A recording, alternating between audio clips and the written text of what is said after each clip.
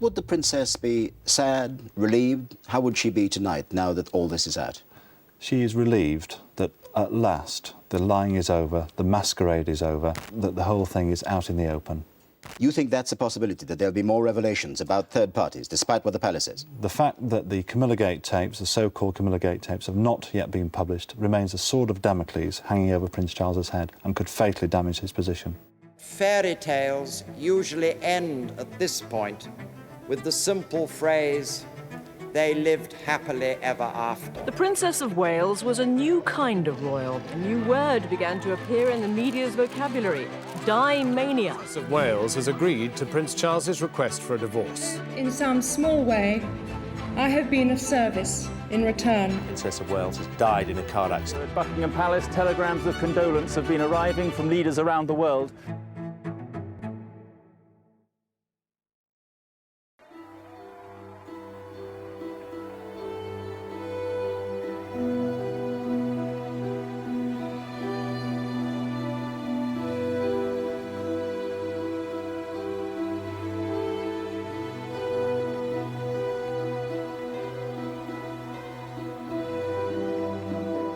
Well, I think Princess Diana, like the rest of the world, was caught up in the fairy tale that was her own royal relationship, and she was willing it to work, as was everyone else. Actually, the reality behind Palace Gates is that pretty quickly it started falling apart. I think very quickly the reality set in that she didn't have much in common with Prince Charles, and actually they were very different people with very different interests, and that's when the cracks started appearing, and people have suggested, and we now know that that was very soon after they returned from their honeymoon, so very early on in the marriage.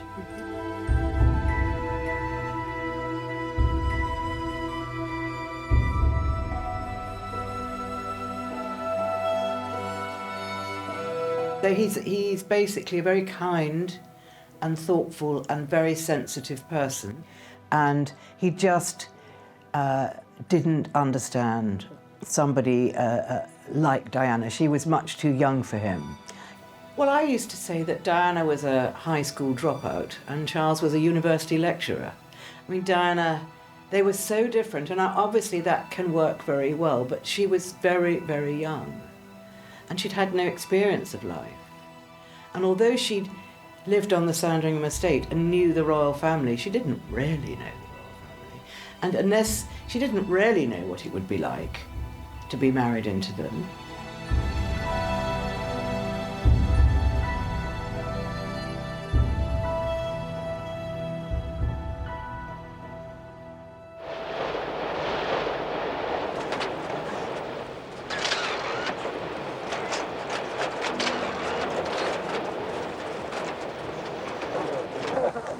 Madam, how are you enjoying married life?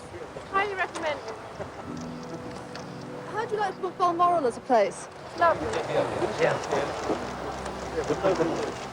Have you cooked a breakfast yet?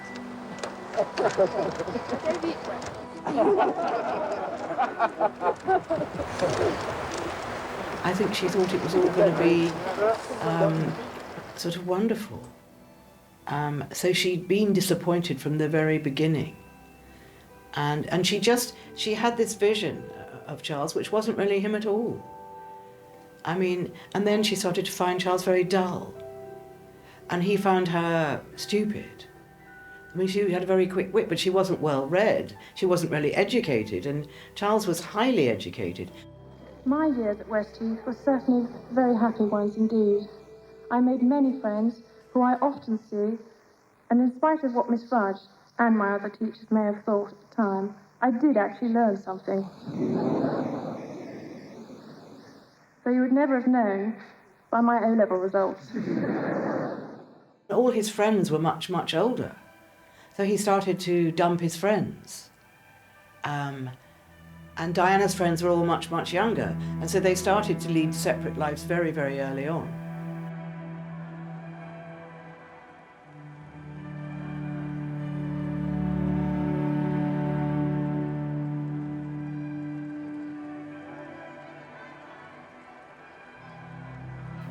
And then Diana had children very, very quickly.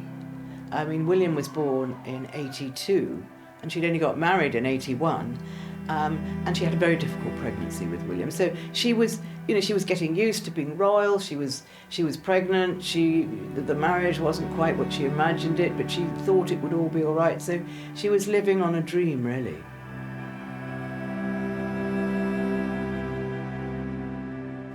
The rest of the royal family and the royal household, they treated Diana as if she was just another gal. In fact, they didn't give her much consideration at all.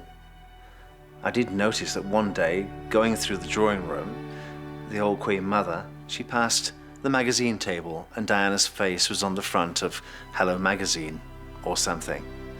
And as she walked past the table, she flipped the magazine over onto its backside and carried on walking.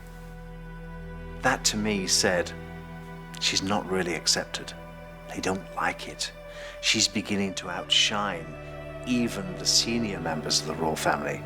This is dangerous territory. The Queen and Diana weren't pally-pally, because Diana, she was too young. She didn't want to sit. She said, I don't want to have dinner with Brenda. She used to call her Brenda. In those days, there was a satirical story that used to run in Private Eye every week.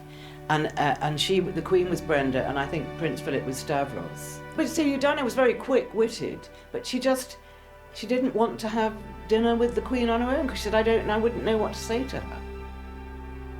Well, I think Prince Philip, when he heard she was coming, he'd go into another room. So he just didn't want the confrontation with her. But at the beginning, yes, he had a very good relationship with her, and he looked after her. And he made sure that she sat next to him at dinner, and he brought her into the conversation. He could see how nervous she was of the whole situation. And I think the Queen really let him deal with it. She's painting a very tragic picture of how she was pitched into the royal family without any form of help, without any form of rehearsal, and how they were not able to help her evolve and grow up, and weren't able to appreciate what she was trying to do or give her lessons which she very much needed.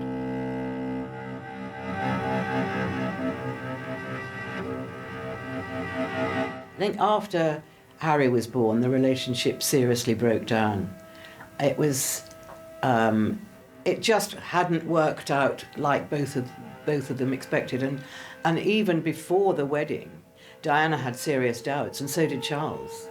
But it was too late, and her sisters famously said, but Dutch, which was her nickname, your face is on the tea towels. And it's a great line. I know it's been used a lot, but it does sum it all up. It's too late.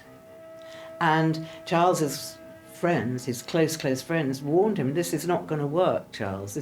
She's too young, she's too naive, and you're an imaginary prince. She doesn't know you at all. So it had very little chance. And then if you add that mix to the huge and unprecedented interest in the couple, well, especially in Diana, you can see it reach boiling point. The public admired the couple deeply. She was cherished as the people's princess, and he held the title of the Prince of Wales. With 2 newborn children beloved by the nation and all the wealth they could desire, they seemed to have it all. However, beneath the surface, both were profoundly unhappy in their marriage. I think by and large, the national press were very good to Diana in their reporting. How well are you coping with all the press attention? Well, as you can see, you can tell. Are you bearing up with it quite well, though? Because it must be quite a strain with all of us after you. Well, it is, naturally. And you're coping with it all right, though? You seem to be doing very well. I'm still around. Well, Charles was so used to having all the attention on him, which it had been since he was born. He didn't like the idea that they walked down a street, say, when they were doing a royal engagement, and the crowd were calling, Diana, Diana. So he felt surplus and didn't really know what to do with himself, and made lots of sort of rather pathetic remarks like, there should be 2 of me, and if I cut myself in half. I mean, he didn't know what to do or say, and yes, it was a form of jealousy, yes, it was.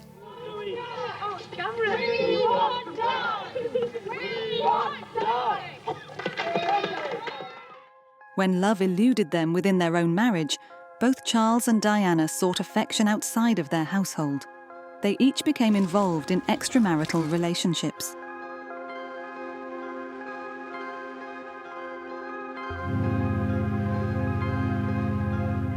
Charles later revealed to his official biographer, Jonathan Dimbleby, that he rekindled his romance with Camilla Parker Bowles in 1986. Well, Charles was in love with Camilla from a very early age. You know, when he was still in the Navy, he fell in love with Camilla. She always knew that there was someone else in the background, waiting. She knew it on her wedding day.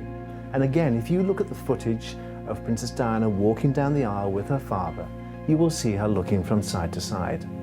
And she once said to me, "You know what I'm doing, don't you? I'm looking for her."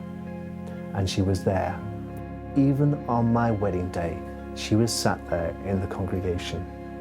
You see, Camilla Parker Bowles has been that ghost, always there throughout the princess's life.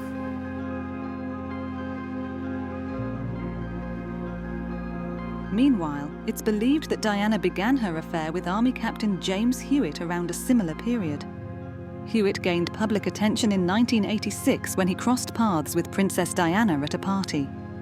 Shortly after, he took on the role of her riding instructor, and their relationship soon turned romantic. A connection that would endure for several years.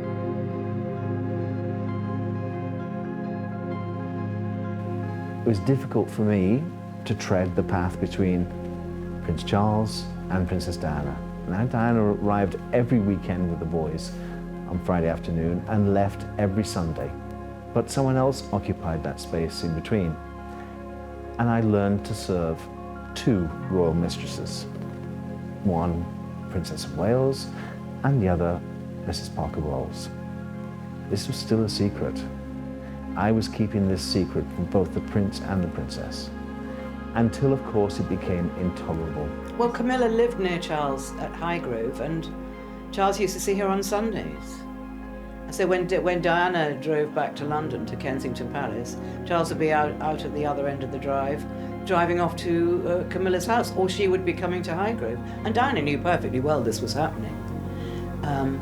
So that they sort of had Sundays are for Camilla. By the time Diana met Hewitt, her marriage to Prince Charles was already strained, and reportedly Charles was too preoccupied with rekindling his relationship with his former girlfriend, Camilla, to be concerned. I think Diana was terrified. She says she was.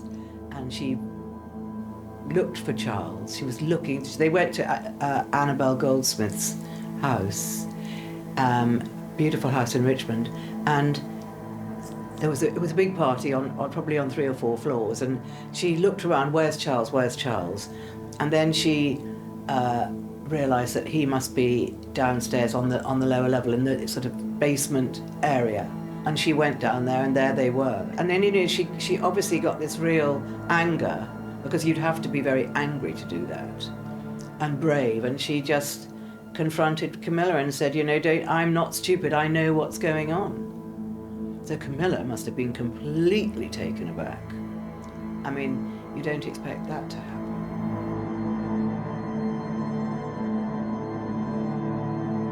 Diana was shaking with fear and rage. And on the way back in the car, she was just in hysterical tears. And her protection officer, Ken Worf, was with her, and so he confirms all this, that she just sobbed all the way home, and I don't think Charles said a word. In December 1992, Prime Minister John Major announced to the House of Commons that the Prince and Princess of Wales were separating. The Waleses were a very unhappy couple, in contrast to the hopes expressed when they became engaged. Charles said at that time he was surprised she was willing to put up with him. So, were they in love? Of course. Whatever in love means. Joining me now in the studio is Andrew Morton, the author of Diana, Her True Story, which brought to the public's attention the state of the royal marriage. Mr. Morton, the palace said today that no third party is involved. Can that be right? Ostensibly no, but given the fact that the Princess of Wales believes that Prince Charles's friendship with another woman, Camilla Parker Bowles, has cast a long shadow over that marriage, must be considered when you look at the failure of this 11-year union. Diana, her true story, claimed to tell from the inside the tale of a loveless marriage, with evidence from some of her closest friends. Well, the Andrew Morton book was a sensation. No one had any idea that Diana was involved with the book at all. And in fact, she even denied that she was at the beginning. But what happened was she made a decision that she wanted the world, if you like, to know the truth of her marriage. In the summer of '92, a recording of Diana speaking to one of her friends, who actually was her lover, James Gilby, appeared in one of the newspapers. The transcript of this recording was unbelievable. And he called her Squidgy, and she told him all her woes and what she thought about members of the royal family, and the Queen Mother, how cold the Queen Mother was, and it was an extraordinary, explosive moment, and really there was very little that the Queen could do after that. In 1992, tapes of a phone recording between Prince Charles and Camilla Parker Bowles were released, prompting further rumours of unfaithfulness.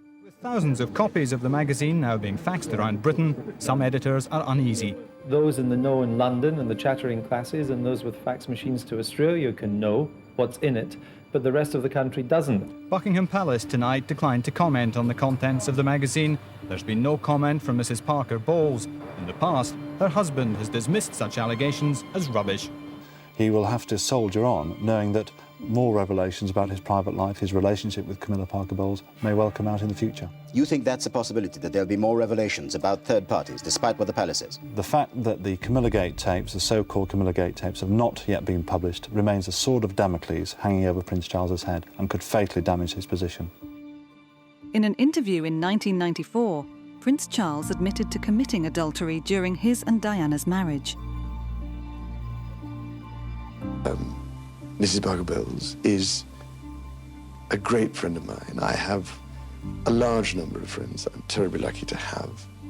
When marriages break down, awful and miserable as that is, that so often, that it is your friends who are the most important.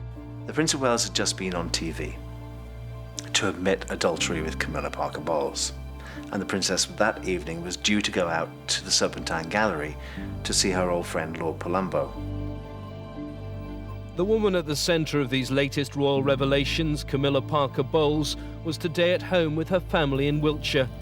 It's claimed in a second extract from the Jonathan Dimbleby biography, which is published in today's Sunday Times, that she and the Prince of Wales have had 3 separate affairs. The Prince of Wales had just been on TV to admit adultery with Camilla Parker Bowles, and the Princess that evening was due to go out to the Serpentine Gallery to see her old friend Lord Palumbo and open his new exhibition. I can't go. I'm not going. I'm not going. It'll be too humiliating. The whole world now knows that Charles has been having an affair. He's admitted it. You are going, I said. I've got nothing to wear. Yes, you have got something to wear. I went up to her wardrobe room and picked out a Christina Strombolian dress with a fishtail. This is what you're going to wear, I said. I can't fit into it. Yes, you can. Put it on. So she slipped it on. Now, to complement that, I think we should have the pearl choker and the sapphire. That's all you need. High heels and those jewels. Right, she put them on and she looked $1 million.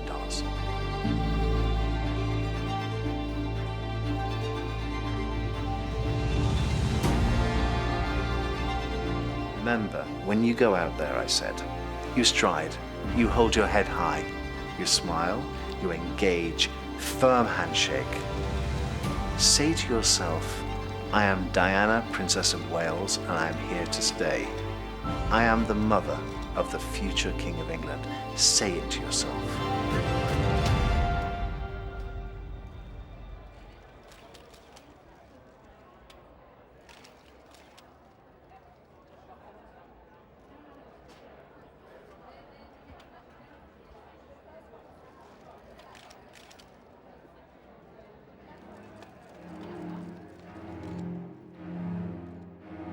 The only secret Diana ever kept from me was the Martin Bashir interview for Panorama. Now, I'd known Martin Bashir for a long time, and he was one of the men that I used to bring into the palace under a blanket because he didn't want to be seen by anyone. He was never a lover of the princesses. He was just a work associate. He persuaded the princess that she had to have a voice. She needed to tell her story, and what better a vehicle than Panorama? I was sent home on a Sunday afternoon. Strange, I thought. Why would she be sending me home? Go and spend some time with your family. I'm doing nothing this afternoon. Don't worry about me. The minute I'd left the palace, in through the back door comes Martin Bashir and his camera crew, and they set up the Prince of Wales sitting room, which she used for that interview. At the age of 19, you always think you're prepared for everything, and you think you have the knowledge of what's coming ahead. But although I was daunted at the prospect at the time, I felt I had the support of my husband-to-be. I had no idea that was being done. The next morning I came to work, I noticed all the furniture had been moved. Why have you moved the furniture? It's not in the same place. I had a dance class. I had to move the furniture out of the way just so that we could exercise. Strange, very strange. She avoided me for the next 2 days, never spoke to me. How strange, I thought, she's hiding something. And then she told me that she'd made a recording with Martin Bashir for Panorama. What have you said? Well, I just put the record straight, she said. We didn't know what she'd said until we saw it. Well, there were 3 of us in this marriage, so it was a bit crowded. 31 million people stopped in their tracks on that Monday night and couldn't believe what they were seeing. The Princess of Wales bearing her heart on national television. We couldn't take our eyes away from it. We couldn't believe what we were hearing. There are 3 people in my marriage. My husband isn't fit for the top job. I think it would bring him limitations. She was honest, open, and frank. Did you love James Hewitt? Yes, it did. Yes. Were you unfaithful? Yes, I adored him. Yes, I was in love with him. But I was very let down. It was all there. I couldn't believe it. It was too raw for most people, and an embarrassment for the royal family. That was the final straw. That was the straw that broke the back of the House of Windsor. From that moment on, Diana was outcast. Her titles were stripped. She was no longer prayed for in church. She was on her own. You do live very much on your own, don't you? Yes, I am. I don't mind that, actually. You know, people think that at the end of the day, a man is the only answer. Actually, a fulfilling job is better for me.